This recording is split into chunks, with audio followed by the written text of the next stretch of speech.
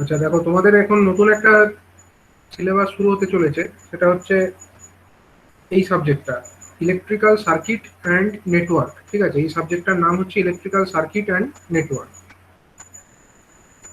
তো একবার আমরা এর সিলেবাসটুকু দেখে নেব।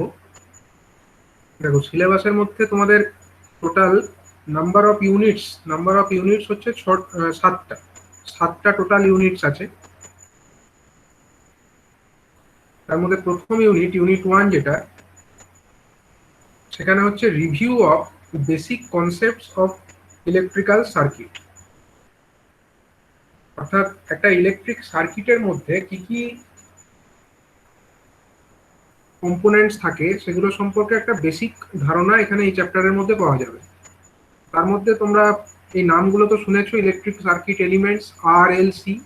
আরএলসি মানে হচ্ছে রেজিস্টার, ইন্ডাক্টর আর ক্যাপাসিটর। ঠিক আছে, আরএলসি মানে এইরকম এলিমেন্টস গুলো আছে, সেই রকম সার্কিট প্যারামিটার, এই সার্কিট এলিমেন্টস গুলো সম্পর্কে জানতে হবে। নেক্সট হচ্ছে voltage and current source. Voltage কোথা থেকে আসতে পারে, ভোল্টেজ সোর্স, কারেন্ট সোর্স কি হয় সেটা জানতে হবে। নেক্সট হচ্ছে AC wave form and definition of various terms. AC wave forms and definition of the various terms associated with it. Sir আপনার রেড হাইলাইটটা একটু স্যার বাদ দিন না স্যার, ইয়েলোটা করুন, কিছু বোঝা যাচ্ছে না হাইলাইট আচ্ছা করে। আচ্ছা।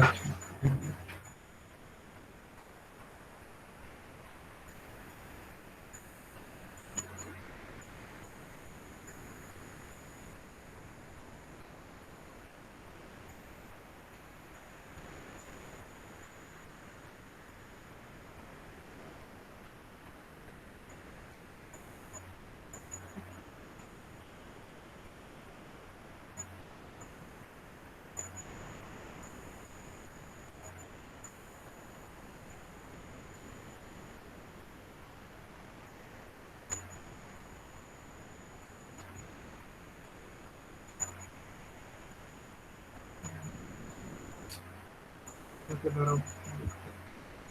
এটা কোন টুলটা দিয়ে করে জানো তোমরা? চেঞ্জটা, কালারটাকে চেঞ্জ করাটা।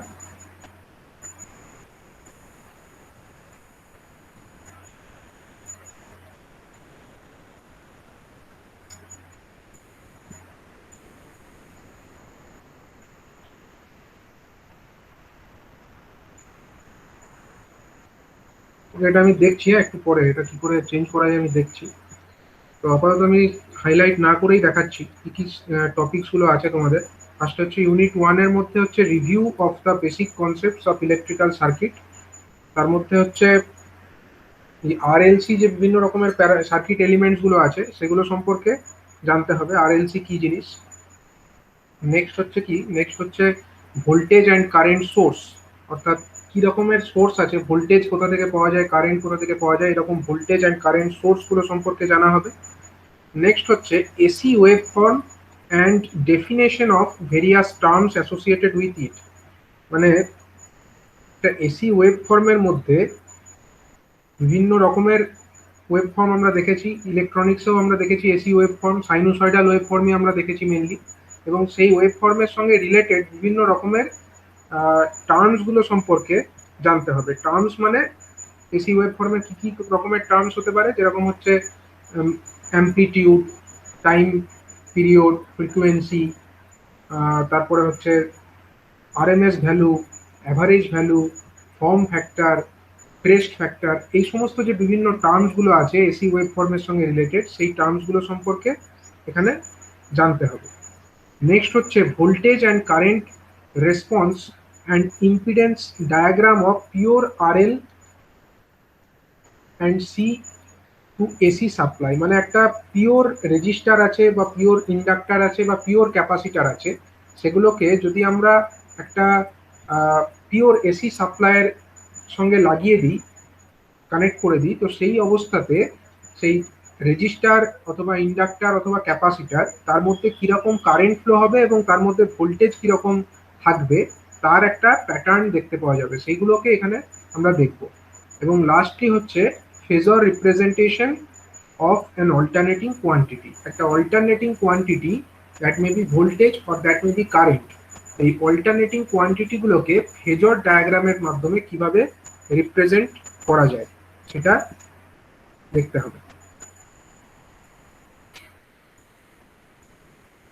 তো দেখো এখানে হচ্ছে এবার এই ফার্স্ট চ্যাপ্টারের মধ্যে এই টপিকসগুলো পড়বো। নেক্সট ইউনিট 2 তে আমরা দেখবো হচ্ছে single phase AC circuits and resonance. Single phase AC সার্কিটের মধ্যে দেখতে পাওয়া যাবে যে আরএলসি, যে সার্কিট আর এল এবং সি, এই তিনটে তো ইলেকট্রিক্যাল এলিমেন্টস। এই এলিমেন্টসগুলোকে নিয়ে কি কি রকমের সার্কিট ফর্ম করা যেতে পারে এবং সেই সমস্ত সার্কিট যেগুলো ফর্ম করা যাবে তাদের ইম্পিডেন্স কেমন হবে, তাদের পাওয়ার কিরকম থাকবে, এই সমস্ত জিনিসগুলো এখানে আলোচনা করা হবে। নেক্সট হচ্ছে রেজোনেন্স। রেজোনেন্স একটা বিশেষ ধরনের ফেনোমেনা। সেই রেজোনেন্স কন্ডিশন কখন আসে এবং সেই কন্ডিশনে ভোল্টেজ এবং কারেন্ট কীরকম প্যাটার্ন নেয় সেইগুলো সম্পর্কে এখানে আলোচনা করা হবে।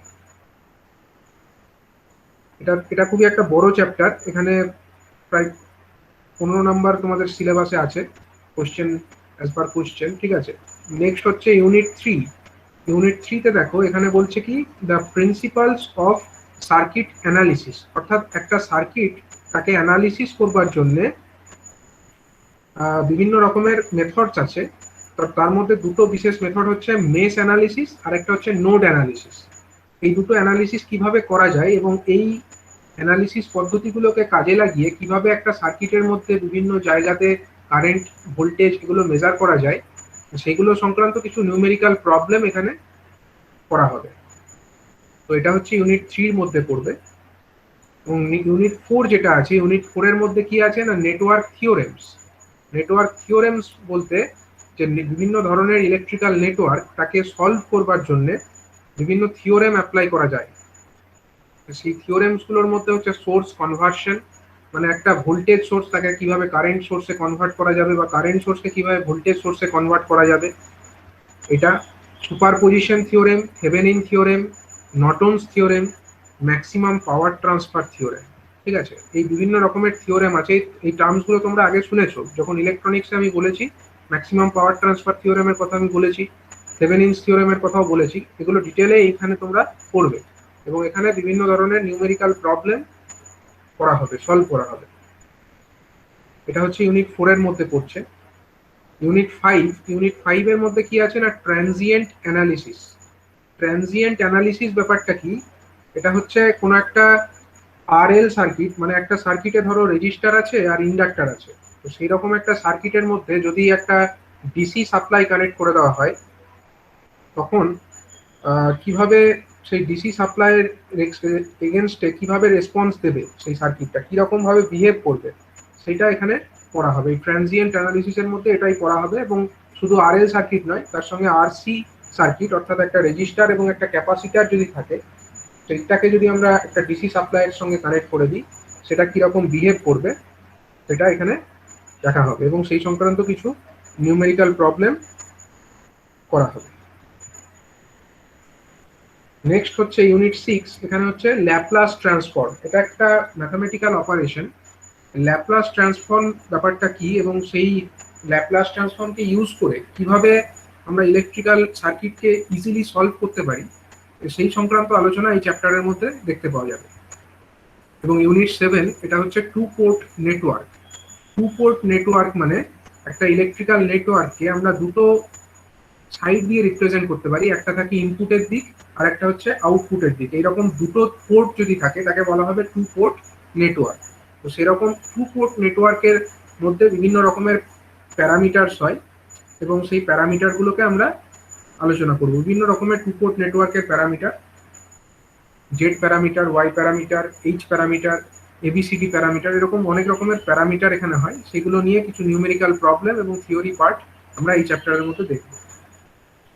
তো টোটাল এই 7খানা চ্যাপ্টার তোমাদের ইলেকট্রিক্যাল সার্কিট অ্যান্ড নেটওয়ার্ক এই সিলেবাসের মধ্যে আছে। তো এখন আমরা চলে আসবো আমাদের ফার্স্ট যে চ্যাপ্টার। ফার্স্ট চ্যাপ্টারটা কি নাম না review of the basic concepts of electrical circuit. একটা ইলেকট্রিক্যাল সার্কিটের বেসিক কনসেপ্টগুলো নিয়ে আমরা একটু রিভিউ করব। এর আগে আমরা ইলেকট্রিক্যাল টেকনোলজি সেই সিলেবাসের মধ্যে কিছু কিছু জিনিস পড়েছি, এই টার্মসগুলো আমরা প্রত্যেকটাই পড়েছি, সেগুলো আমরা একবার রিভিউ করে দেখে নেব। আমাদের প্রথম চ্যাপ্টারের মধ্যে আমরা চলে আসি। তো প্রথমেই দেখো, প্রথমেই হচ্ছে একটা electrical circuit. Electrical circuit theory যেহেতু এটা, তো সার্কিটের ডেফিনেশনটা আমাদের প্রথমেই জানতে হবে। ইলেকট্রিক্যাল সার্কিট বলতে আমরা কি বুঝি? The system in which the electric current can flow from source to load through one path, and after delivering energy at the load, the current can return to the other terminal of the source through another path, is referred to as electrical circuit বা electric circuit. ব্যাপারটা বুঝতে পারলে, একটা system যেখানে electric current flow করবে, কোথা থেকে কোথায় ফ্লো করবে না, সোর্স থেকে লোডের মধ্যে ফ্লো করবে একটা পথ দিয়ে, এবং সেই লোডের মধ্যে সেটা ইলেকট্রিক্যাল এনার্জি ডেলিভার করবে। ডেলিভার করবার পরে সেই কারেন্টটা আবার একটা টার্মিনালে রিটার্ন করে যাবে। ব্যাপারটা এরকম।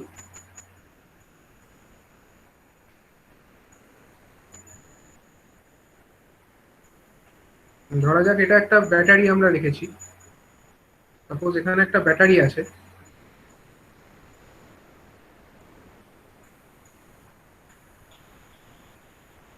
ধরো এখানে একটা রেজিস্টার আছে, ধরো এখানে একটা রেজিস্টার আছে, এখানে একটা ব্যাটারি, একটা রেজিস্টার।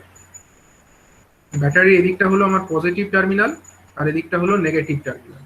তাহলে এই যে ব্যাটারিটা আমরা ড্র করলাম, ব্যাটারিটা কি করবে, একটা পাওয়ার সাপ্লাই করবে, এটা হলো রেজিস্টার। তাহলে কারেন্টটা কোন দিক থেকে শুরু হবে এই পজিটিভ টার্মিনাল থেকে। এদিক থেকে একটা কারেন্ট ফ্লো হওয়া শুরু করবে। ধরা যাক একটা কারেন্ট আই ফ্লো হচ্ছে,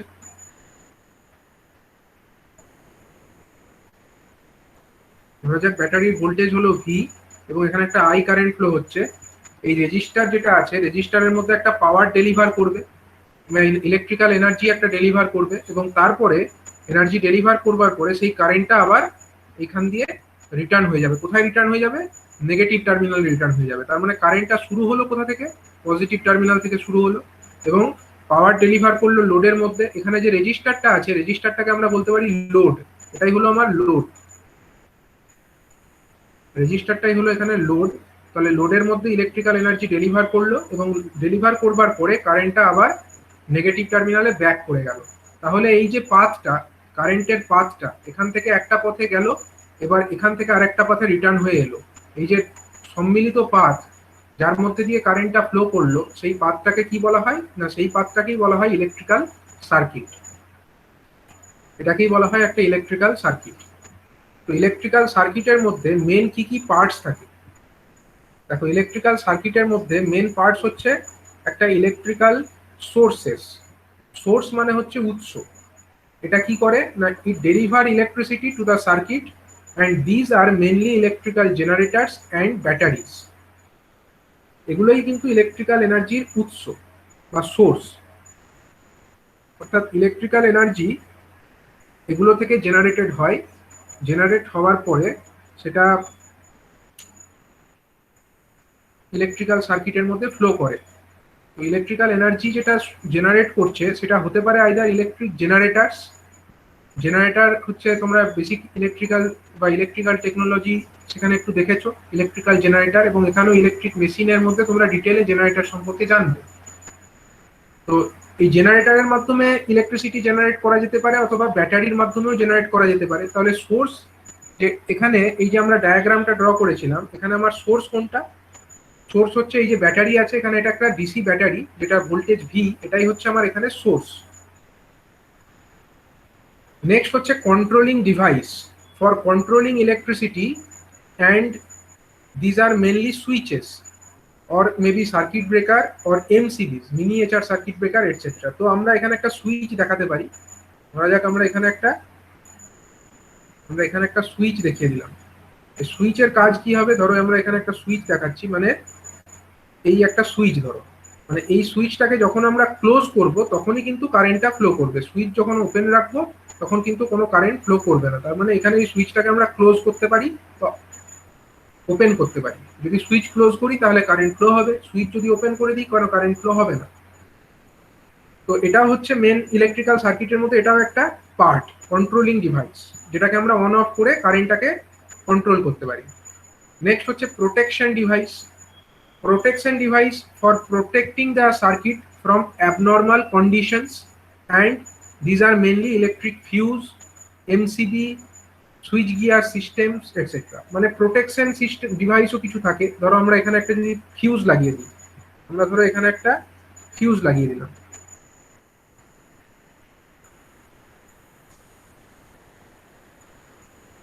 সাপোজ আমরা এখানে একখানা ফিউজ কানেক্ট করলাম। ফিউজ, এই ফিউজের কাজ কি হবে? ফিউজের কাজ হচ্ছে যদি কারেন্টটা এইখানে দিয়ে যে কারেন্টটা ফ্লো হচ্ছে সার্কিটের মধ্যে, সেই কারেন্টটা যদি অ্যাবনর্মালি হাই হয়ে যায় তখন এই ফিউজটা ব্লো করে যাবে, মানে ফিউজটা কেটে যাবে। ফিউজটা কেটে গেলে কি হবে? এদিক থেকে কারেন্ট ফ্লো হতে পারবে না, মানে এখান থেকে আর এদিকে কোনো কারেন্ট ফ্লো হতে পারবে না। সুতরাং এই সার্কিটের মধ্যে যাতে অতিরিক্ত কারেন্ট ফ্লো না হয় তার জন্য একটা ফিউজ। স্যার হ্যাঁ বলো। বলছি স্যার, ফিউজের পজিশন কি সার্কিটে যে কোনো জায়গায় হতে পারে? না, ফিউজের পজিশনটা সার্কিটের মধ্যে এমন একটা জায়গাতেই রাখতে হবে যেটাকে ধরো তোমরা ইজিলি রিপ্লেস করতে পারো। ঠিক আছে, ইজিলি রিপ্লেস করা যায় এরকম জায়গাতে রাখাই ভালো। তাই সুতরাং সুইচের পরে রাখাই বেটার।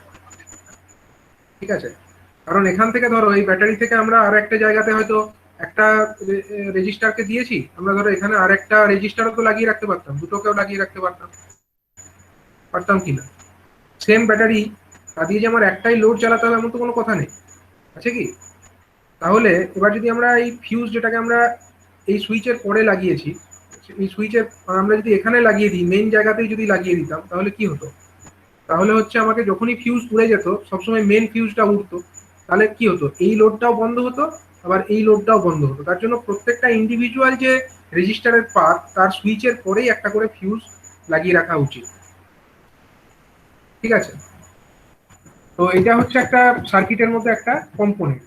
কি কম্পোনেন্ট? না, এখানে আমরা একটা ফিউজ শো করলাম, এটা হচ্ছে একটা প্রোটেক্টিং ডিভাইস। এখানে আমরা ফিউজ দেখিয়েছি, ফিউজ ছাড়াও আরো অনেক রকমের প্রোটেকশন ডিভাইস থাকতে পারে। ঠিক আছে, অনেক রকমের প্রোটেকশন ডিভাইস থাকতে পারে, যেমন এমসিবি থাকতে পারে, মিনিয়েচার একটা সার্কিট ব্রেকার, সেটা থাকতে পারে, অথবা সুইচ গিয়ার সিস্টেম। এটা ডিটেলসে তোমরা পরে আরো পড়বে, এগুলো থাকবে। এগুলো হচ্ছে সমস্ত কিছু প্রোটেকশন ডিভাইসের মধ্যে পড়ে, এগুলো হচ্ছে সার্কিটের পার্টস। নেক্সট হচ্ছে conducting path.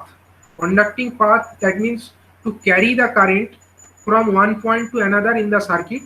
There are mainly wire and or conductors. ঠিক আছে, মেনলি ওয়্যার অর কন্ডাক্টরস। এই যে পাথ দিয়ে কারেন্টটা ফ্লো হচ্ছে, এই যে এই জিনিসগুলো, এখান থেকে কারেন্ট এখানে গেল, বা রেজিস্টার থেকে ব্যাক হয়ে কারেন্টটা আবার এই সাপ্লাইয়ের নেগেটিভ টার্মিনালে ফেরত এলো, এই যে পাথ দিয়ে আসছে কারেন্টটা, সেই পাথগুলো অ্যাকচুয়ালি কি? এগুলো হচ্ছে এক একটা ওয়্যারস।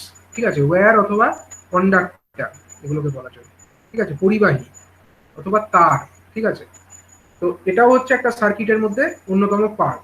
এবং আরেকটা পার্ট কি আছে? সেটা হচ্ছে লোড। লোড মানে হচ্ছে যেটাকে অ্যাকচুয়ালি পাওয়ার দেওয়ার জন্য আমরা এই সার্কিটটা বানিয়েছি। সার্কিটটা আমরা কেন বানিয়েছি? এই রেজিস্টারের মধ্যে যাতে পাওয়ার ডেভেলপ করে বা পাওয়ার ডিসিপেট করে। রেজিস্টার মানে এখানে আমরা রেজিস্টার এটাকে শো করেছি, এটা হতে পারে একটা ল্যাম্প, হতে পারে এটা হয়তো একটা ফ্যান হতে পারে।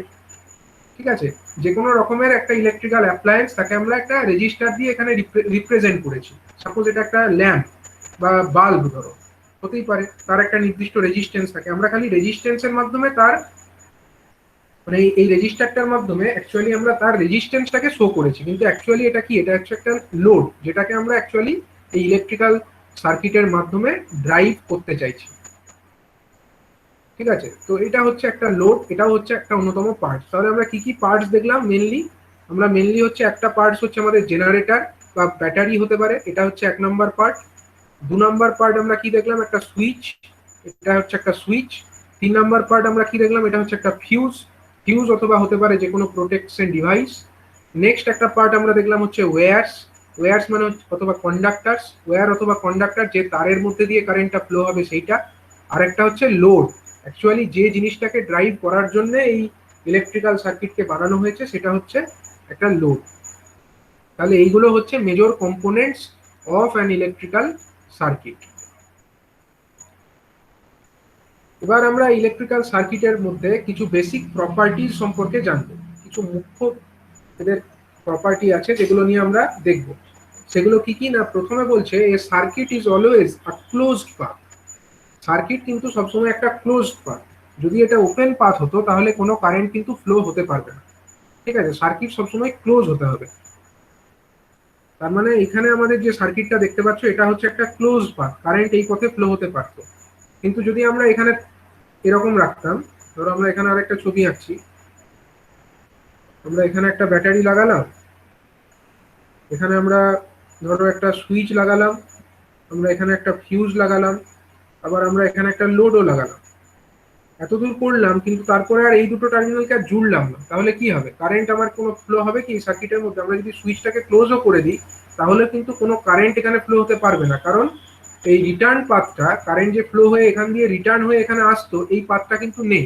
এইটা যদি না থাকে তার মানে এখান দিয়ে কোনো কারেন্ট ফ্লো হতে পারবে না, এবং তার মানে কিন্তু এটা কোনো সার্কিট নয়। সার্কিট হতে গেলে অবশ্যই এটাকে একটা ক্লোজড পাথ হতে হবে, তবে গিয়ে এটা একটা সার্কিটে পরিণত হবে।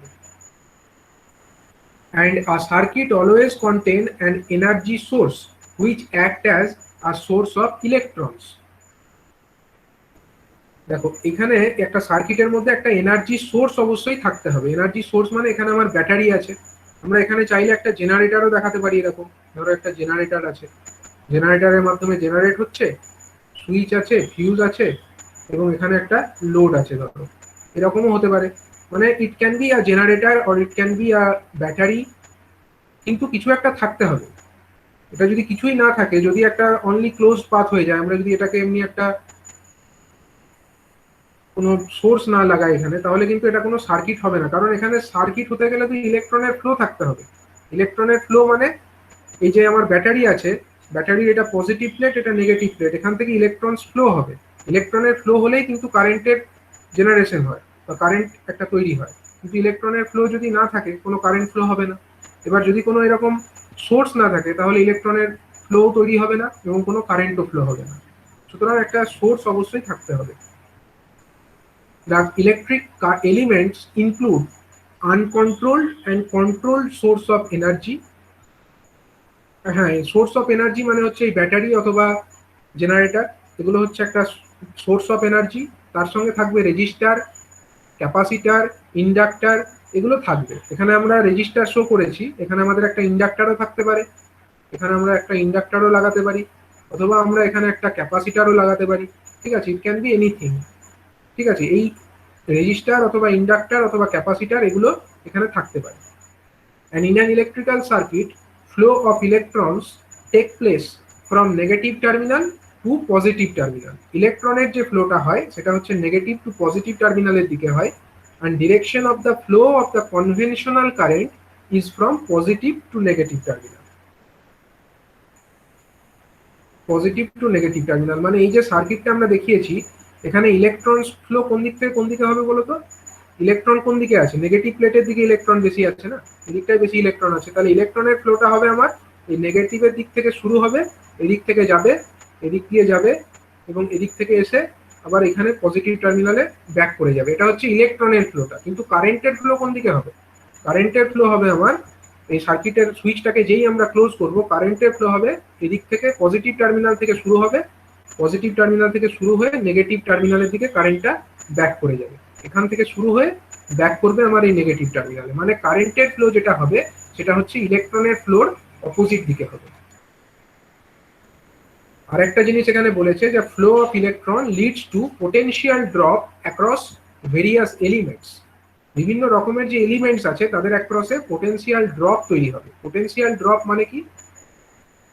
ধরা যাক একটা ইলেকট্রিক সার্কিট আমরা ড্র করছি, ধরা যাক এখানে একটা রেজিস্টার আছে, এখানে একটা রেজিস্টার আছে, এখানে আরেকটা রেজিস্টার আছে। যখন আমরা এই সার্কিটটাকে ক্লোজ করব, সব আমরা এখানে সুইচটাকে শো করিনি, ধরা যাক সার্কিটটা ক্লোজ আছে, এটা একটা রেজিস্টার R1, এটা একটা রেজিস্টার R2, এটা একটা রেজিস্টার R3। এই টোটাল যে ভোল্টেজটা ব্যাটারি সেটা হচ্ছে সাপোজ V। এবার কারেন্ট ফ্লো হবে এদিক থেকে শুরু হবে, এটা একটা কারেন্টের ফ্লো হলো, I কারেন্ট আমরা ধরে নিচ্ছি। আচ্ছা, যদি আমরা দেখি যে এই রেজিস্টার R1, রেজিস্টার R2 আর রেজিস্টার R3 এরা কিসে কানেক্টেড আছে? এরা কি ফর্মে সিরিজে কানেক্টেড আছে? সিরিজে কানেক্টেড আছে, তার মানে এদের প্রত্যেকের মধ্যে কারেন্ট সেম হবে। সিরিজে কানেক্টেড থাকা মানে এর মধ্যেও আই কারেন্ট ফ্লো হবে, আর টুর মধ্যেও আই কারেন্ট এবং আর থ্রির মধ্যেও আই কারেন্ট ফ্লো হবে। এবার যখন কারেন্ট একটা রেজিস্টারের মধ্যে ফ্লো হবে তখন কি হয়, রেজিস্টারের মধ্যে কি তৈরি হয়, একটা পোটেনশিয়াল ড্রপ তৈরি হয়। একটা রেজিস্টার যদি R1 হয় তার মধ্যে দিয়ে যদি আমার I1 কারেন্ট ফ্লো করে, আই কারেন্ট ফ্লো করে, তাহলে এখানে ভোল্টেজ ড্রপ কত হবে, I into R1, I into R1। তার মানে এখানে একটা ভোল্টেজ ড্রপ হবে, এদিকটা প্লাস এদিকটা মাইনাস। কেন কি? কারণ হচ্ছে এদিক থেকে ওইদিকে কারেন্ট যাচ্ছে, তার মানে এদিকটা প্লাস হবে এদিকটা মাইনাস হবে। এখানে কতটা ভোল্টেজ ড্রপ হলো, এখানে ভোল্টেজ ড্রপ হলো সাপোজ আই ইন্টু R1। এটা হলো সে আমার, আমি এটাকে V1 নাম দিয়ে দিচ্ছি, এটাকে আমি V1 নাম দিয়ে দিচ্ছি। আবার এই যে রেজিস্টার R2 এর মধ্যেও একটা কারেন্ট ফ্লো হচ্ছে, আই কারেন্টই ফ্লো হচ্ছে, তাহলে এখানেও একটা ড্রপ হবে। এখানেও ড্রপটা কত হবে, আই ইন্টু R2, এই একটা ড্রপ হবে। আবার এখানে একটা রেজিস্টার আছে, এর মধ্যেও একটা ড্রপ হবে, এখানে হচ্ছে suppose I into R3। I into R2 যেটা আছে, সাপোজ আমরা ওটাকে কি নাম দিচ্ছি, সাপোজ ওটাকে আমরা নাম দিচ্ছি V2। R I into R3 যেটা আছে, আই ইন্টু R3 এটাকে আমরা নাম দিচ্ছি সে V3। তাহলে দেখো এখানে যখন একটা রেজিস্টারের, বিভিন্ন রেজিস্টার বা বিভিন্ন এলিমেন্টের মধ্যে কারেন্ট ফ্লো হচ্ছে, তখন প্রত্যেকটা এলিমেন্টের মধ্যে একটু করে পোটেনশিয়াল ড্রপ হয়ে যাচ্ছে। ঠিক আছে, পোটেনশিয়াল ড্রপ হচ্ছে, এবং আমরা এখান থেকে বলতে পারি total voltage V is equal two হচ্ছে কত, V1 plus V2 plus V3, V1 plus V2 plus V3। That is হচ্ছে আই কমন চলে যাবে, যেহেতু এখানে সিরিজ কানেক্টেড, আই কমন চলে গেলে ভেতরে পড়ে থাকবে হচ্ছে R1 plus R2 plus R3। এরকম করে আমরা লিখতে পারি। তার মানে হচ্ছে আমাদের একটা সার্কিটের মধ্যে যখন কারেন্ট ফ্লো হয়, বিভিন্ন এলিমেন্টের মধ্যে একটা করে পোটেনশিয়ালের ড্রপ হয়। এটাই এখানে বলতে চাওয়া হয়েছে যে when a current flows then potential drop across various elements occur। প্রত্যেকটা এলিমেন্টের অ্যাক্রসে একটা পোটেনশিয়াল ড্রপ তৈরি হয়। নেক্সট দেখো এখানে একটা সার্কিট দেখানো হয়েছে, সিম্পল একটা সার্কিট। এখানে কি হবে, এটা একটা ব্যাটারি আছে, এটা একটা সার্কিটের এক্সাম্পল দিয়েছে। কারো একটা অডিওটা অন আছে, না তো অডিওটা অফ করে রাখো। দেখো এখানে হচ্ছে একটা সার্কিট শো করা হয়েছে, একটা ভোল্টেজ বা ব্যাটারি সোর্স আছে, 30 ভোল্টের ব্যাটারি। এখানে একটা 5 কিলো ওহমের একটা রেজিস্টার আছে। তো দেখতেই পাচ্ছ একটা কারেন্ট এখানে ফ্লো হবে, কারেন্টের পরিমাণ কত হবে, আই ইজ ইকাল টু কত হবে, 30 volt divided by 5 kilo ohms. এই পরিমাণ কারেন্ট এই সার্কিটের মধ্যে ফ্লো হবে, এবং যখন কারেন্টটা ফ্লো হবে তখন কি হবে, এই 5 কিলো ওহম রেজিস্টারের মধ্যে কি হবে, একটা পোটেনশিয়াল ড্রপ হবে, ভোল্টেজ ড্রপ হবে। এই সার্কিটটাকে যদি আমরা এখানে ড্র করি, তো আমরা দেখতে পাচ্ছি এখানে একটা ব্যাটারি আছে, দিস ইজ 30 ভোল্ট একটা battery.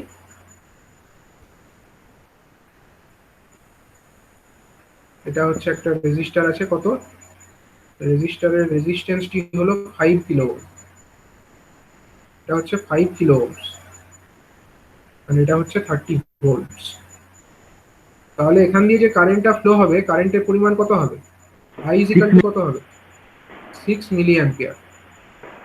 I is equal to হবে 30 ভোল্ট ডিভাইডেড বাই হচ্ছে আমাদের 5 কিলো ওহম, মানে 5 into 10 to the power 3 Ohm's, এত ওহমস। এবং এই অ্যান্সারটা আসবে আমার অ্যাম্পিয়ারে, তার মানে 6 into 10 to the power minus 3 ampere, 6 into 10 to the power minus 3 ampere. তার মানে হচ্ছে কত না, 6 মিলি অ্যাম্পিয়ার কারেন্ট এই সার্কিটের মধ্যে ফ্লো হবে। এবং যখন 6 মিলি অ্যাম্পিয়ার কারেন্টের মধ্যে ফ্লো হবে, তখন একটা পোটেনশিয়াল ড্রপ হবে, কার অ্যাক্রসে হবে, এই রেজিস্টারের অ্যাক্রসে হবে। রেজিস্টার 5 কিলো ওহম যে রেজিস্টার আছে, সেখানে একটা পোটেনশিয়াল ড্রপ হচ্ছে, এবং সেই ড্রপটা এখানে কত ড্রপ হবে বলো, 5 কিলো ওহমের অ্যাক্রসে কত ড্রপ হবে, তো এখানে 30 ভোল্টটাই হয়ে যাবে পুরো। 30 ভোল্টটাই হয়ে যাবে, কারণ 30 ভোল্ট যেখানে সোর্সটা আছে, আর তো কোথাও ড্রপ হওয়ার জায়গা নেই। ড্রপ হবে কোথায়, আর এই তারগুলোর রেজিস্ট্যান্স নেগলিজিবল। তো যা ড্রপ হবে আমাকে 5 কিলো ওহমের মধ্যেই ড্রপটা করতে হবে। তার মানে এখানে যে আমরা ভোল্টেজটা পাবো ভি, সেই ভি এর পরিমাণ কত হবে, ভি ইজ ইকাল টু আমরা বলতে পারি, ভি ইজ ইকাল টু হচ্ছে 30 volt. The total voltage drop will ochre across this 5 kilo ohm register. ঠিক আছে, আচ্ছা এবার দেখো আমরা টাইপস অফ ইলেকট্রিক্যাল সার্কিট এবার দেখে নেব। টাইপস অফ ইলেকট্রিক্যাল সার্কিটের মধ্যে এটা হচ্ছে একটা আমাদের ওপেন সার্কিট। ওপেন সার্কিট মানে কি, দেখো একটা ব্যাটারি আছে, এখানে একটা বাল্ব আছে, এটা একটা তার, এটা একটা তার। তো এখন হচ্ছে কি, এই ব্যাটারির যে এই প্রান্তটা, দেখো এই দিকের তারটা এই বাল্বের সঙ্গে লেগে আছে, কিন্তু এই যে টার্মিনালটা, এই টার্মিনালটা কিন্তু এই বাল্বের সঙ্গে লেগে আছে, বাল্বের এদিকে লেগে আছে, কিন্তু এটা ব্যাটারির সঙ্গে কানেক্টেড। তার মানে এই ধরনের সার্কিটে কি কোনো কারেন্ট ফ্লো হবে? এই ধরনের সার্কিটে কোনো কারেন্ট ফ্লো হবে না। তো যদি সার্কিটটা এরকম কন্ডিশনে থাকে, তাকে আমরা নাম দেবো হচ্ছে ওপেন সার্কিট। ওপেন সার্কিট কন্ডিশনে যদি থাকে, তখন তার মধ্যে কোনো রকম কোনো কারেন্ট ফ্লো হয় না। ওপেন সার্কিটকে আমরা ইলেকট্রিক্যাল সার্কিটের মধ্যে ডায়াগ্রামে যদি দেখাই, তাহলে আমরা এরকম বলতে পারি, এরকম একটা আমরা কন্ডিশন যদি দেখি, এই কন্ডিশন, এটা কিন্তু আমরা একটা সার্কিট, মানে এটা ক্লোজ পাথ নয়, এটা কোনো ক্লোজ পাথ আছে কি কোনো কারেন্ট ফ্লো হবে? এখানে কোনো কারেন্ট ফ্লো হবে না। তার মানে এই ধরনের কন্ডিশনে আমরা এটাকে ওপেন সার্কিট কন্ডিশন বলতে পারি। ঠিক আছে, তাহলে ক্লোজ সার্কিট কন্ডিশন কখন হবে? যখন আমরা পরের পাতায় দেখো, পরের পাতায় কি করেছে না, এখানে দেখো এই ব্যাটারির সঙ্গে এই বাল্বটাকে কানেক্ট করে দিয়েছে। তখন কি হচ্ছে, তখন হচ্ছে এই বাল্বের মধ্যে দিয়ে কারেন্ট ফ্লো হচ্ছে, বাল্বের যে কয়েল আছে তার মধ্যে কারেন্ট ফ্লো হচ্ছে, এবং তার ফলে বাল্বটা গ্লো করছে। তার মানে এটা একটা সিম্পল ইলেকট্রিক সার্কিট, কিন্তু এই সার্কিটটা হলো আমার ক্লোজড সার্কিট। তার মানে এই ক্লোজড সার্কিটের মধ্যেই একমাত্র কারেন্ট ফ্লো করতে পারে। যদি সার্কিটটা ওপেন ছিল, আগের পাতায় যেরকম দেখলে এখানে সার্কিটটা ওপেন ছিল, তখন কিন্তু বাল্বটা গ্লো করছিল না। কিন্তু যখনই আমরা সার্কিটটাকে ক্লোজ করলাম, কিন্তু বাল্বটা গ্লো করা স্টার্ট করলো, মানে সার্কিটের মধ্যে কারেন্টটা ফ্লো হতে শুরু করলো। এই কন্ডিশনটাকে বলা হচ্ছে ক্লোজড সার্কিট। এবার সার্কিট, ইলেকট্রিক্যাল সার্কিট, এটাকে ফার্দারলি আরো কিছু ক্যাটাগরিতে ক্লাসিফাই করা যায়। সেই ক্যাটাগরিগুলো হচ্ছে series circuit, parallel circuit, series parallel circuit. তিন রকমের কনফিগারেশন হতে পারে। সিরিজ সার্কিট এক্সাম্পল কি রকম হবে? ধরা যাক একটা ব্যাটারি, আমরা আগের পাতাতেই দেখিয়েছি। আচ্ছা, আমার এটা তো ড্র করার দরকার নেই, আমরা এখানে একটা ডায়াগ্রাম শো করেছি অলরেডি। এখানে কি ছিল, একটা ব্যাটারি ভি, তার সঙ্গে কানেক্টেড কে ছিল, একটা রেজিস্টার R1, একটা রেজিস্টার R2 এবং একটা রেজিস্টার R3। এরা পরস্পর সিরিজে কানেক্টেড ছিল। তাহলে এই কনফিগারেশনটাকে আমরা বলতে পারি সিরিজ কনফিগারেশন। এই কনফিগারেশনকে আমরা বলতে পারি হচ্ছে সিরিজ কনফিগারেশন বা সিরিজ কানেকশন।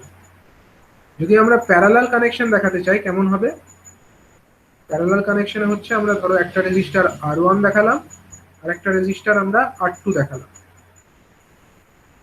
এই কনফিগারেশনে যদি আমরা দেখি, এটা একটা ভোল্টেজ V, এটা একটা রেজিস্টার R1, এবং এটা হচ্ছে আরেকটা রেজিস্টার R2। এই R1 এবং R2 কিসে কানেক্টেড আছে? প্যারালালে কানেক্টেড আছে। প্যারালালে কানেক্টেড কেন আছে? কারণ দেখো R1 এর যে দুটো প্রান্ত, এই প্রান্ত এবং এই প্রান্ত, এটা যেখানে কানেক্টেড আছে, কার সঙ্গে কানেক্টেড আছে? এই সাপ্লাইয়ের সঙ্গে যুক্ত আছে। এই ভি যে ভোল্টেজ, তার সঙ্গে এই তারটার সঙ্গে এটা যুক্ত আছে। R1 এর একটা প্রান্ত, R1 এর অপর প্রান্ত, দুটোই হচ্ছে এই সাপ্লাইয়ের পজিটিভ এবং নেগেটিভ প্রান্তের সঙ্গে যুক্ত আছে। এবং এই R2 রেজিস্টার যেটা আছে, তারও যে দুটো এন্ড, দুটো এন্ডই দেখো ব্যাটারির একটা পজিটিভ টার্মিনালের সঙ্গে যুক্ত আছে, আর অন্য এন্ডটা ব্যাটারির নেগেটিভ টার্মিনালের সঙ্গে যুক্ত আছে। তার মানে এই R1 এর অ্যাক্রসেও আমার যত ভোল্টেজ হবে, R2 যেটা আছে তার অ্যাক্রসেও সেম ভোল্টেজ হবে, এবং দুটোর অ্যাক্রসেই ভোল্টেজ কত হবে? এর অ্যাক্রসেও আমার ভি ভোল্টেজ থাকবে, এবং এর অ্যাক্রসেও আমার ভি ভোল্টেজই থাকবে। তো এরকম কনফিগারেশনকে বলা হচ্ছে যে প্যারালাল কনফিগারেশন। এটা হচ্ছে আমার প্যারালাল কনফিগারেশন। নেক্সট আরেক ধরনের কনফিগারেশনের কথা এখানে বলা হলো, সেটা হচ্ছে সিরিজ প্যারালাল। সিরিজ প্যারালাল মানে কি? ধরা যাক এখানে একটা ব্যাটারি আছে, এখানে একটা রেজিস্টার আছে R1, আবার এখানে আরেকটা রেজিস্টার আছে, এটাতে R1 আছে, এখানে একটা রেজিস্টার, দুটো রেজিস্টার এখানে সিরিজে কানেক্টেড আছে। ধরা যাক এই রেজিস্ট্যান্সটা হলো R1, এইটা, এখানে দেখো R2 আর R3, এরা হচ্ছে পরস্পর সিরিজে কানেক্টেড আছে। তাহলে এই রকমের কনফিগারেশনকে আমরা কি কনফিগারেশন বলবো? কারণ এখানে আমার এই R2 এবং R3 এরা দুজনে মিলে কি কনফিগারেশন তৈরি করেছে? এরা দুজনে মিলে একটা সিরিজ কনফিগারেশন তৈরি করেছে। এদের ইকুইভ্যালেন্ট রেজিস্ট্যান্স কত হবে? R2 plus R3। এবার এই R2 প্লাস R3 যে সিরিজ রেজিস্ট্যান্স, এদের মিলিত রেজিস্ট্যান্সটা হচ্ছে, সেই রেজিস্ট্যান্সটাকে যদি আমরা দেখি, সেটা কিন্তু এই R1 রেজিস্ট্যান্সের সঙ্গে প্যারালালে কানেক্টেড। দুটোই হচ্ছে সাপ্লাই ভোল্টেজ V এর সঙ্গে প্যারালালে কানেক্টেড আছে। সুতরাং আমরা বলতে পারি এই যে কনফিগারেশনটা, এখানে R2 এবং R3 এরা হচ্ছে সিরিজে কানেক্টেড আছে, কিন্তু R2 এবং R3 মিলে যে ব্রাঞ্চটা তৈরি করেছে সেই ব্রাঞ্চটা এই R1 যে ব্রাঞ্চে আছে সেই ব্রাঞ্চের সঙ্গে একটা প্যারালাল কনফিগারেশন তৈরি করছে। সুতরাং এ ধরনের কনফিগারেশনকে আমরা নাম দিতে পারি series parallel configuration. Series parallel.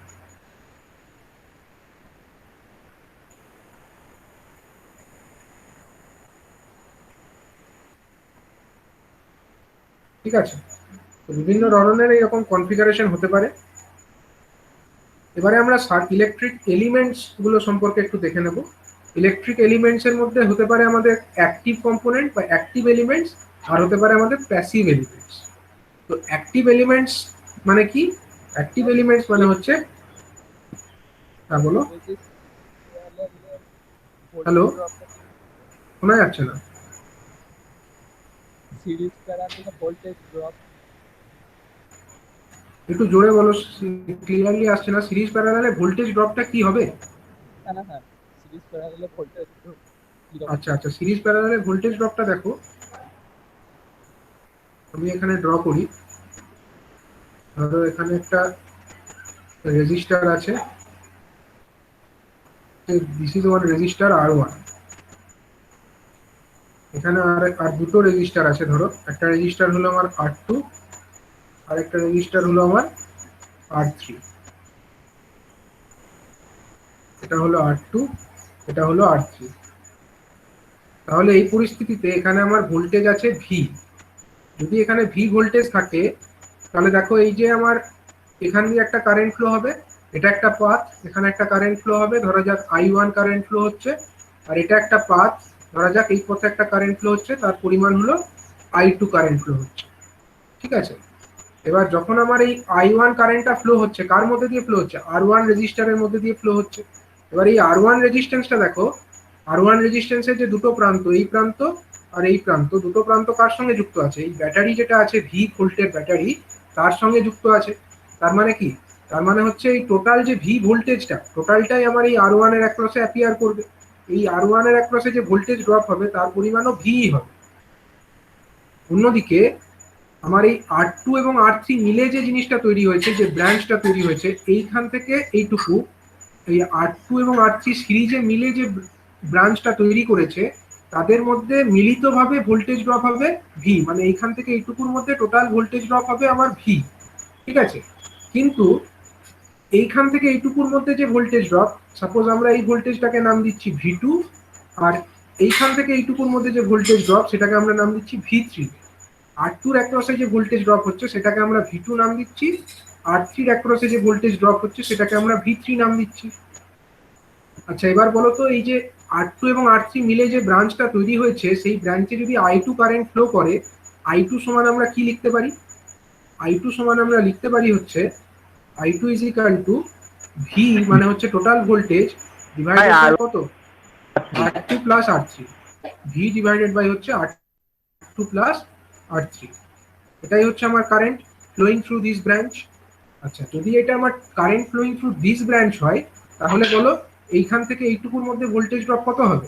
এই R2 মধ্যে যখন ভোল্টেজ ড্রপ হবে, তার মানে সেই ভোল্টেজ ড্রপের পরিমাণটা কত? I into R2।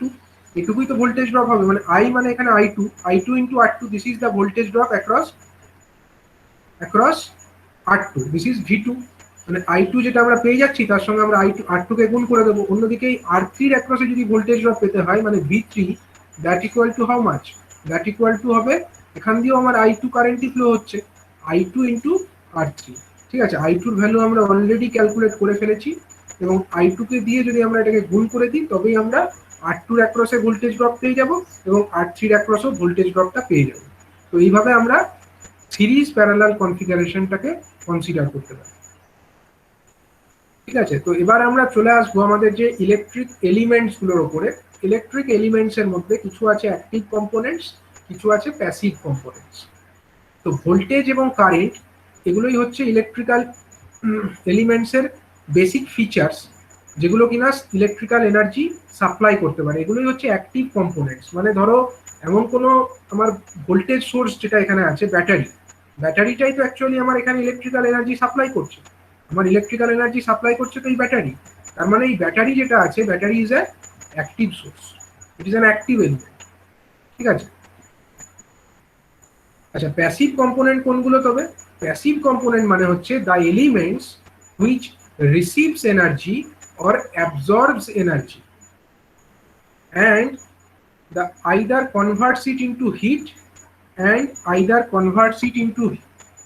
or stores it in an electric or magnetic field that is called passive element। ঠিক আছে, মানে যেটা নিজে থেকে ইলেকট্রিক্যাল এনার্জি জেনারেট কিন্তু করতে পারে না। প্যাসিভ এলিমেন্ট, প্যাসিভ কম্পোনেন্ট, এরা কিন্তু নিজে থেকে ইলেকট্রিক এনার্জি জেনারেট করতে পারে না। তাহলে ইলেকট্রিক এনার্জি জেনারেট কারা করবে? অ্যাক্টিভ এলিমেন্টস গুলো জেনারেট করবে। প্যাসিভ এলিমেন্ট গুলো কি করবে? প্যাসিভ এলিমেন্ট গুলো আইদার এই ইলেকট্রিক এনার্জিকে অ্যাবজর্ব করে নেবে, অথবা ইলেকট্রিক এনার্জিকে তারা কি করবে? ইলেকট্রিক এনার্জিকে তারা আইদার হিট হিসাবে হিট এনার্জিতে কনভার্ট করে দেবে, অথবা ইলেকট্রিক্যাল এনার্জিটাকে তারা ইলেকট্রিক ফিল্ড অথবা ম্যাগনেটিক ফিল্ড হিসাবে স্টোর করে রাখতে পারে। ঠিক আছে, এখানে আমরা রেজিস্টার দেখেছি। রেজিস্টারের মধ্যে যখন ইলেকট্রিক কারেন্ট ফ্লো হয়, তখন ইলেকট্রিক্যাল এনার্জি ফ্লো, মানে ইলেকট্রিক কারেন্ট রেজিস্টারের মধ্যে ফ্লো হলে কি হয়? একটা হিট এনার্জি তৈরি হয়। হিট এনার্জির পরিমাণ কত হয়? একটা রেজিস্টার যদি তার রেজিস্ট্যান্স ধরো আর আছে, একটা রেজিস্টার ধরা যাক, একটা রেজিস্টার তার রেজিস্ট্যান্স ধরো আর, ঠিক আছে। তো সেই আর রেজিস্টারের মধ্যে দিয়ে যদি আমার আই কারেন্ট ফ্লো হয়, আই কারেন্ট যদি ফ্লো হয়, তাহলে এর মধ্যে কতটা হিট তৈরি হবে? আই স্কোয়ার আর টি। ঠিক আছে, যদি টি সময় ধরে কারেন্টটা ফ্লো হয়, তাহলে এর মধ্যে টোটাল হিট কতটা তৈরি হবে? আই স্কোয়ার আর টি। এই এত পরিমাণ ইলেকট্রিক্যাল এনার্জি হিট এনার্জিতে কনভার্টেড হয়ে যাবে যখন একটা ইলেকট্রিক কারেন্ট একটা রেজিস্টারের মধ্যে দিয়ে ফ্লো করে। আবার অন্যদিকে আরো কিছু কিছু এলিমেন্টস আছে, প্যাসিভ কম্পোনেন্টস আছে, যেমন হচ্ছে ইন্ডাক্টর। ইন্ডাক্টরের মধ্যে দিয়ে যখন ইলেকট্রিক কারেন্ট ফ্লো হবে, তখন কি করবে? ইন্ডাক্টর কি করবে? ইন্ডাক্টর ইলেকট্রিক্যাল এনার্জিকে স্টোর করে রেখে দেবে। ঠিক আছে, ম্যাগনেটিক ফিল্ড হিসাবে ইলেকট্রিক্যাল এনার্জিকে সে স্টোর করে রেখে দেবে। অন্যদিকে যদি একটা ক্যাপাসিটার, তার মধ্যে দিয়ে যখন আমার ইলেকট্রিক কারেন্ট ফ্লো হবে, ক্যাপাসিটার কি করবে? ক্যাপাসিটারও ইলেকট্রিক এনার্জিকে এর মধ্যে স্টোর করে রেখে দেবে in the form of electric field. ঠিক আছে, তো প্যাসিভ কম্পোনেন্ট আমার হতে পারে রেজিস্টার, অথবা হতে পারে আমার ইন্ডাক্টর, অথবা হতে পারে আমার ক্যাপাসিটার। এগুলো হচ্ছে সমস্ত কিছু হচ্ছে প্যাসিভ কম্পোনেন্টস। এবং তার মধ্যে রেজিস্টার হচ্ছে কি করে? ইলেকট্রিক্যাল এনার্জিকে হিট এনার্জিতে কনভার্ট করে, বা ইলেকট্রিক্যাল এনার্জিকে হিট এনার্জি হিসাবে ডিসিপেট করে।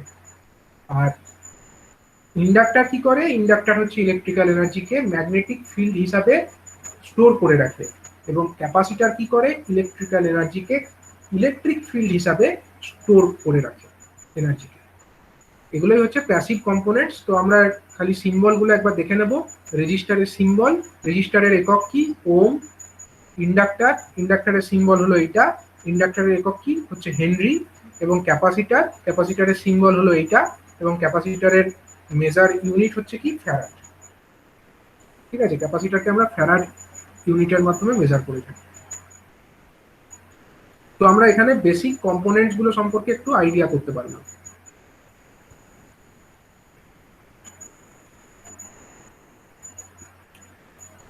সবাই শুনেছো? প্রসেনজিৎ দাস? হ্যাঁ স্যার শুনেছি। আচ্ছা, কি কম্পোনেন্ট? একটা অ্যাক্টিভ কম্পোনেন্টের নাম বলো, একটা অ্যাক্টিভ কম্পোনেন্টের নাম বলো। স্যার একটা প্যাসিভ কম্পোনেন্ট হচ্ছে রেজিস্টার, ইন্ডাক্টর আর ক্যাপাসিটর। হ্যাঁ, আর অ্যাক্টিভ অ্যাক্টিভ স্যার ভোল্টেজ বা কারেন্ট।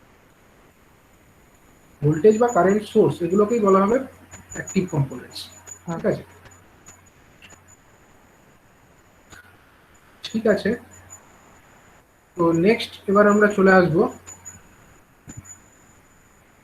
তারপর অ্যাক্টিভ এলিমেন্টস যেগুলো আছে। অ্যাক্টিভ এলিমেন্টস মানে কি? অ্যাক্টিভ এলিমেন্টস মানে হচ্ছে নেটওয়ার্ক এলিমেন্টস, যেগুলো কিনা ডেলিভার করে পাওয়ার, ইলেকট্রিক্যাল পাওয়ার যারা ডেলিভার করে। কোন একটা ইলেকট্রিক্যাল সার্কিটের মধ্যে যারা ইলেকট্রিক পাওয়ার ডেলিভার করে, তাদেরকে আমরা বলবো হচ্ছে অ্যাক্টিভ এলিমেন্টস।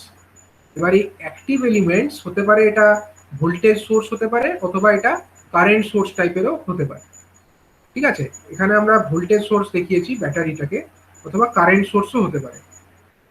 এবং তার মধ্যেও আবার ক্লাসিফিকেশনস আছে। ক্লাসিফিকেশনস গুলো কি কি? এই যে ভোল্টেজ সোর্স, এটা হচ্ছে আমার ইন্ডিপেন্ডেন্ট সোর্স হতে পারে, অথবা ডিপেন্ডেন্ট সোর্স হতে পারে। আমরা এখানে যে ভোল্টেজ সোর্সগুলোকে শো করেছি, একটা ব্যাটারি ধরো শো করলাম, এই ব্যাটারিটা কি, ব্যাটারির ভোল্টেজ হলো অলওয়েজ ফিক্সড, এটা কিন্তু কোনো কিছুর উপরে ডিপেন্ড করছে না, এই ভোল্টেজটা কারোর উপরে ডিপেন্ড করে না। তাহলে এই ধরনের ভোল্টেজ সোর্সকে আমরা বলতে পারি কি সোর্স, না এগুলো হচ্ছে আমাদের ইনডিপেন্ডেন্ট ভোল্টেজ সোর্স।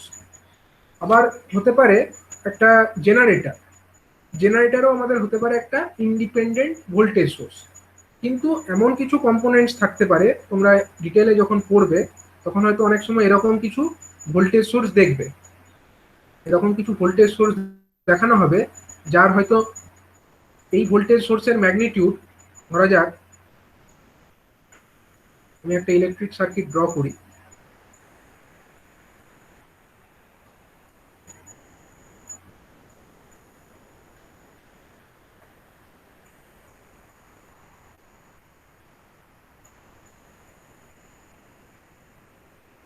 ধরা যাক এটা একটা ইলেকট্রিক সার্কিট, ঠিক আছে।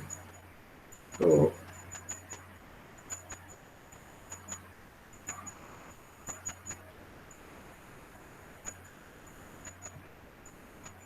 ধরা যাক এখানে একটা ব্যাটারি আছে, ব্যাটারির ভোল্টেজ সে V1, এটা হলো একটা রেজিস্টার, তার রেজিস্ট্যান্স হলো R1, এটা হলো একটা রেজিস্টার, তার রেজিস্ট্যান্স হলো R2, আরেকটা register suppose this is R3, এবং ধরা যাক এখানেও আরেকটা রেজিস্টার আছে, এই রেজিস্টারের রেজিস্ট্যান্স হলো সাপোজ R4, ঠিক আছে।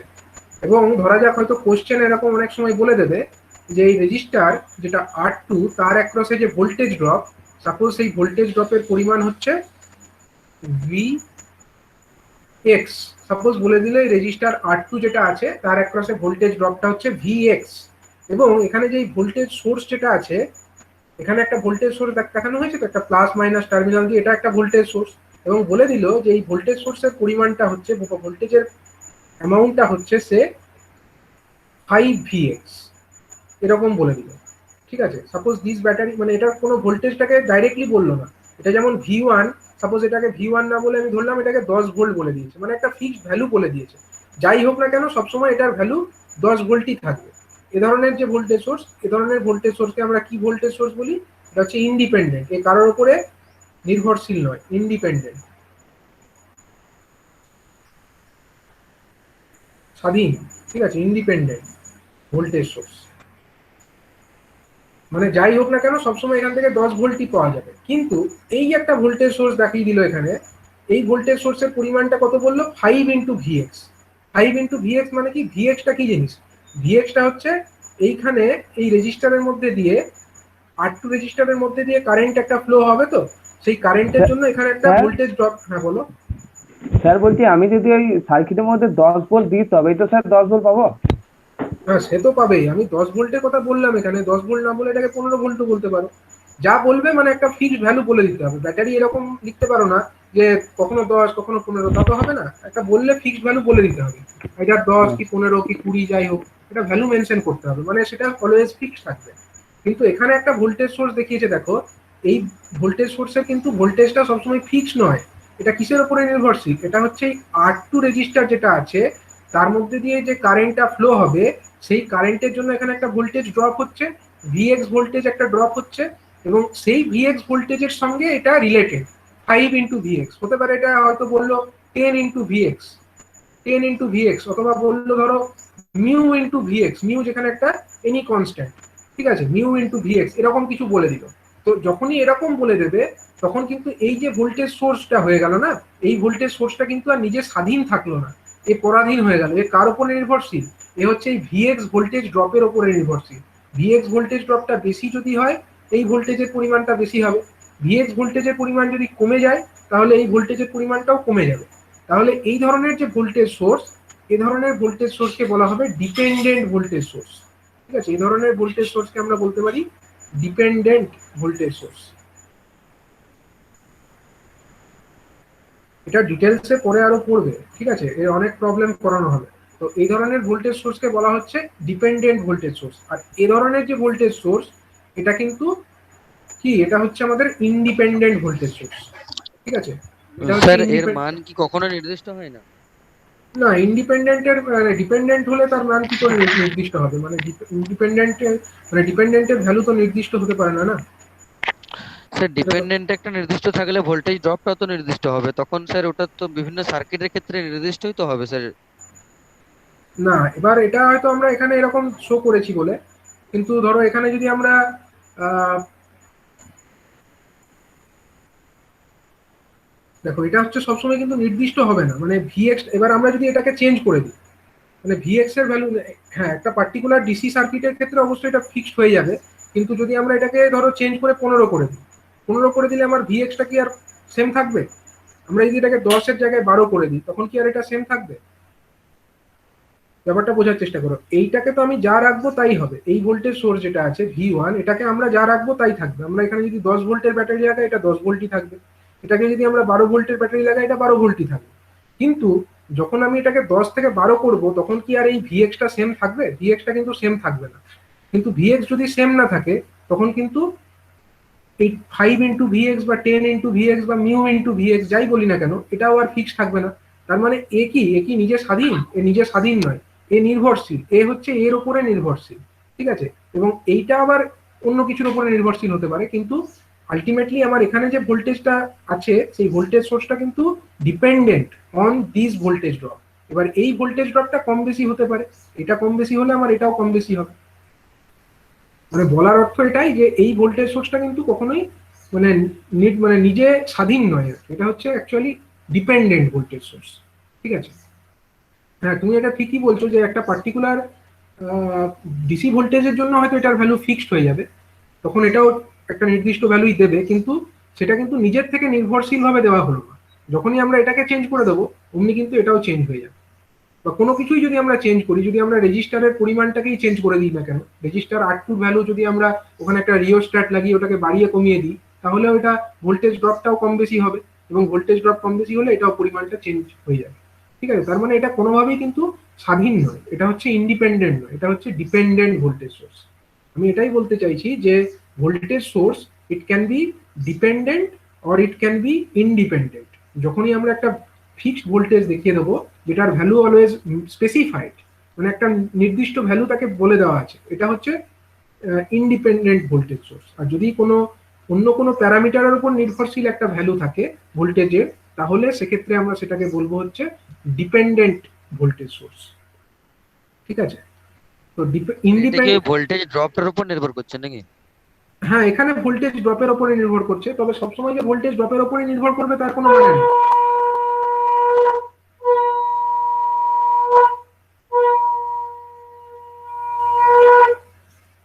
দেখো এখানে আমরা এখানে ধরো একটা ভোল্টেজ দেখালাম, একটা battery, say it is 20 volt. আমরা এখানে একটা রেজিস্টার এখানে দেখিয়ে দিলাম, এখানে একটা রেজিস্টার দেখিয়ে দিলাম, আমরা এখানে আরেকটা রেজিস্টার দেখালাম, এবং এখানে আমরা একটা ডিপেন্ডেন্ট ভোল্টেজ সোর্স দেখালাম সাপোজ, ঠিক আছে? এমনও হতে পারে এখানে একটা কারেন্ট তো ফ্লো হবে এই সার্কিটের মধ্যে। তো সাপোজ আমরা এখানে যে R1 একটা রেজিস্টার আছে, এখানে আমার R2 রেজিস্টার আছে, এখানে আমার R3 রেজিস্টার আছে, ঠিক আছে? তো ধরা যাক আমার এই R3 রেজিস্টারের মধ্যে ধরা যাক I কারেন্ট ফ্লো হচ্ছে, ঠিক আছে? I কারেন্ট ফ্লো হচ্ছে, কোশ্চেনে বলে দিচ্ছে এখানে I কারেন্ট ফ্লো হবে, এবং বলে দিল এই যে ভোল্টেজ সোর্সটা, এই ভোল্টেজ সোর্সের পরিমাণ হলো সে মিউ ইন্টু আই। এরকমও হতে পারে, সবসময় যে ভোল্টেজের উপরে নির্ভরশীল হবে তার কোনো মানে নেই। এই যে ভোল্টেজ সোর্স, তার ভোল্টেজটা বলে দিল mu some constant into I. মানে কি, এইখানে যত কারেন্টটা বাড়বে তত এই ভোল্টেজ সোর্সের ভোল্টেজের পরিমাণটা বাড়বে, যত কারেন্টটা কমবে তত কারেন্টের ভোল্টেজ সোর্সের ভোল্টেজের পরিমাণটা কমবে, এরকমও হতে পারে। মানে এই যে ভোল্টেজ সোর্স, এটা ভোল্টেজের উপরেও নির্ভরশীল হতে পারে, এটা কারেন্টের উপরেও নির্ভরশীল হতে পারে, কিন্তু কিছু একটার উপরে এটা নির্ভরশীল অবশ্যই হবে, কখনো এটা স্বাধীনভাবে কাজ করতে পারবে না। তো যেহেতু এটা নির্ভরশীল থাকছে, তার জন্য এই ধরনের ভোল্টেজ সোর্সকে বলা হচ্ছে কি, ডিপেন্ডেন্ট ভোল্টেজ সোর্স, ঠিক আছে? সবসময় ভোল্টেজের উপরে নির্ভরশীল হবে তার কোনো মানে নেই, ঠিক আছে? তো পরের দিন আমরা ডিটেলসে আরো পড়বো এই ইন্ডিপেন্ডেন্ট এবং ডিপেন্ডেন্ট ভোল্টেজ সোর্স এবং বিভিন্ন ইলেকট্রিক্যাল প্যারামিটারস গুলো সম্পর্কে, ঠিক আছে? আজকের টপিকে কারো ডাউট আছে কিছু? স্যার একবার ওই অ্যাক্টিভ কম্পোনেন্টটা আরেকবার বলে দিন, অ্যাক্টিভটা ওইখানে দেখো, অ্যাক্টিভ কম্পোনেন্ট মানে হচ্ছে যে সমস্ত কম্পোনেন্টস গুলো আমার ইলেকট্রিক্যাল এনার্জি জেনারেট করছে, ঠিক আছে, ইলেকট্রিক্যাল এনার্জি সাপ্লাই করছে যে সমস্ত কম্পোনেন্ট, তাদেরকে আমরা বলবো অ্যাক্টিভ কম্পোনেন্ট। তো আমার এখানে ইলেকট্রিক্যাল এনার্জি জেনারেট কে করছে? এ জেনারেট করছে, এটা একটা জেনারেট করছে। এই যে ভোল্টেজ সোর্স গুলো আমরা দেখিয়েছি, এগুলো হচ্ছে ইলেকট্রিক্যাল এনার্জি অ্যাকচুয়ালি এখানে জেনারেট করছে। আর এই যে রেজিস্টার গুলো আছে, এরা কি করছে? ইলেকট্রিক্যাল এনার্জিকে কনজিউম করছে, এরা ব্যবহার করছে, এরা ইউটিলাইজ করছে। কিন্তু জেনারেট কে করছে? এই ভোল্টেজ সোর্স করছে, এই ভোল্টেজ সোর্স করছে। পরের দিন আমি কারেন্ট সোর্স সম্পর্কে দেখাবো, কারেন্ট সোর্সও ইলেকট্রিক্যাল এনার্জি প্রোভাইড করে, ঠিক আছে। তো যারাই ইলেকট্রিক্যাল সার্কিটের মধ্যে ইলেকট্রিক্যাল এনার্জি প্রোভাইড করবে, সেই সমস্ত এলিমেন্টস গুলোকেই আমরা বলবো হচ্ছে যে অ্যাক্টিভ এলিমেন্টস। এবং যারা সেই ইলেকট্রিক্যাল এনার্জিকে ব্যবহার করবে বা কনজিউম করবে বা স্টোর করবে, তাদেরকে আমরা বলবো হচ্ছে প্যাসিভ এলিমেন্টস, ঠিক আছে। তো স্যার অ্যাক্টিভ, তাহলে ক্যাপাসিটারও তো এনার্জি প্রথমে স্টোর করে তাহলে ইয়ে করছে, হ্যাঁ হ্যাঁ এনার্জি দিচ্ছে, হ্যাঁ তাহলে ওটা স্যার প্যাসিভ হচ্ছে কেন? হ্যাঁ, ইলেকট্রিক্যালে দেখো, এখানে বেসিক আইডিয়া অনুযায়ী দেখতে গেলে অ্যাক্টিভ এটাকে আমরা অ্যাক্টিভ এলিমেন্ট, সরি প্যাসিভ এলিমেন্টই বলি। কিন্তু ক্যাপাসিটার যদি পরবর্তী ক্ষেত্রে আমরা দেখবো যে সেটা ইলেকট্রিক্যাল এনার্জি, যখন আমরা ইলেকট্রিক সাপ্লাইকে কাট অফ করে দেবো, তখন কিন্তু ক্যাপাসিটারও সার্কিটের মধ্যে একটা সাপ্লাই করতে পারে। যেহেতু এটা ইলেকট্রিক্যাল এনার্জিকে স্টোর করে রাখতে পারে, তো তখন কিন্তু পরবর্তী ক্ষেত্রে এটা একটা প্যাসিভ, মানে সরি, এটা অ্যাক্টিভ এলিমেন্ট হিসাবেও কাজ করে, ঠিক আছে। কিন্তু ইন জেনারেল এটাকে আমরা এই হিসাবেই বলছি যে এটা ইলেকট্রিক্যাল এনার্জিকে তো প্রথম স্তরে তো নিজের থেকে তো জেনারেট করতে পারছে না, অ্যাকচুয়ালি একে কোনো একটা জায়গা থেকে ইলেকট্রিক্যাল এনার্জি সাপ্লাই করতে হচ্ছে, নিজের থেকে তো করছে না, না। কোনো একটা জায়গা থেকে আমরা একে ইলেকট্রিক্যাল ভোল্টেজ দিচ্ছি, তবে গিয়ে সেটা চার্জ হচ্ছে, নিজের থেকে তো হচ্ছে না। তো সেই কারণে আমরা এটাকে প্যাসিভ এলিমেন্ট বলছি। তবে তর্কযোগ্যভাবে এটাকেও কিন্তু একটা অ্যাক্টিভ এলিমেন্ট বলা যেতে পারে, যখন এটা ইলেকট্রিক্যাল এনার্জি স্টোর করার পরে যখন সেই স্টোর এনার্জিটাকে সে ডিসচার্জ করে, ঠিক আছে। যখন একটা ক্যাপাসিটার ডিসচার্জ করে, তখন আমরা এটাকে একটা অ্যাক্টিভ এলিমেন্ট হিসাবেও কনসিডার করতে পারি। কিন্তু সেটা একটা মানে তর্কযোগ্য ব্যাপার আর কি, কারণ নিজের থেকে এটা ইলেকট্রিক্যাল এনার্জি কিন্তু জেনারেট করছে না, একে কোনো একটা সোর্স থেকে ইলেকট্রিক্যাল এনার্জি সাপ্লাই করা হচ্ছে, তারপরে এটা চার্জ হচ্ছে এবং সেই চার্জটাকে তারা পরবর্তী ক্ষেত্রে ডিসচার্জ করতে সক্ষম হচ্ছে, ঠিক আছে। স্যার ব্যাটারি তাহলে কি কম্পোনেন্ট হবে? ব্যাটারি তো ইয়ে হবে মানে অ্যাক্টিভ না? ব্যাটারি, ব্যাটারি অ্যাক্টিভ, ব্যাটারি তো অ্যাক্টিভ এলিমেন্ট হিসাবে সেটা ইলেকট্রিক্যাল এনার্জি সবসময় প্রোভাইড করছে সার্কিটের মধ্যে। আর battery sir active element. Transformer? Transformer is a passive element, কারণ ট্রান্সফরমার তো নিজের থেকে এনার্জি জেনারেট করছে না, ট্রান্সফরমারকে কোথাও থেকে একটা ইলেকট্রিক্যাল এনার্জি সাপ্লাই করতে হচ্ছে। জেনারেটর যেটা আছে, জেনারেটর ইলেকট্রিসিটি জেনারেট করছে, মেকানিক্যাল এনার্জিকে সাপ্লাই দিচ্ছি, এই ইলেকট্রিক্যাল এনার্জি জেনারেট করছে। সেই এই জেনারেটর হচ্ছে একটা অ্যাক্টিভ এলিমেন্টস, এবং তারপর থেকে যা আছে সেগুলো কিন্তু ইলেকট্রিক্যাল এনার্জিকে, ট্রান্সফরমার কি করে, একটা ফর্ম থেকে আরেকটা ফর্মে ট্রান্সফর্ম করে, ও কিন্তু জেনারেট করে, ঠিক আছে। হ্যালো স্যার, হ্যাঁ বলো। তাহলে স্যার বিজিটিও কেন অ্যাক্টিভ এলিমেন্ট বলছে? এটা তো নিজে থেকে এনার্জি জেনারেট করছে না, কিন্তু এনার্জি ট্রান্সফার করছে, অ্যাম্পলিফাই করছে। বিজেটির মধ্যে কিন্তু এটা থাকছে না, বিজেটির মধ্যে তোমার যেটা এটা বেস এমিটার যে জাংশন থাকছে, বেস এমিটার যে জাংশন, সেখানে কিন্তু সবসময় একটা ভোল্টেজ ড্রপ থেকে যাচ্ছে, ঠিক আছে। এই যে বেস আর এমিটার জাংশন, সেখানে যদি তোমরা একটা কানেক্ট করে দেখো, সেখানে কিন্তু অলওয়েজ একটা ভোল্টেজ ড্রপ পেয়ে যাবে। এই ভোল্টেজ ড্রপটার পরিমাণ হচ্ছে কত, 0.7 ভোল্ট একটা থেকে যাবে কিন্তু, ঠিক আছে। এই যে যেহেতু এখানে একটা 0.7 ভোল্ট আমরা অলওয়েজ পাচ্ছি in between the emitter and the base terminal, যখনই আমরা এটাকে সার্কিটে কানেক্ট করছি, একটা বেস এমিটার জাংশনের মধ্যে একটা 0.7 ভোল্টের কিন্তু একটা ভোল্টেজ থাকছে। তো যেহেতু এখানে একটা ভোল্টেজ থাকছে, সুতরাং এটা একটা ভোল্টেজ আমাদের সোর্স হিসাবে কাজ করতে পারে, সেই কারণে এটাকে একটা অ্যাক্টিভ এলিমেন্ট বলা যেতে পারে।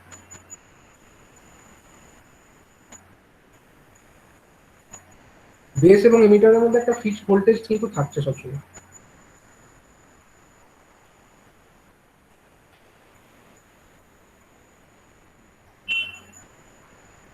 ঠিক আছে।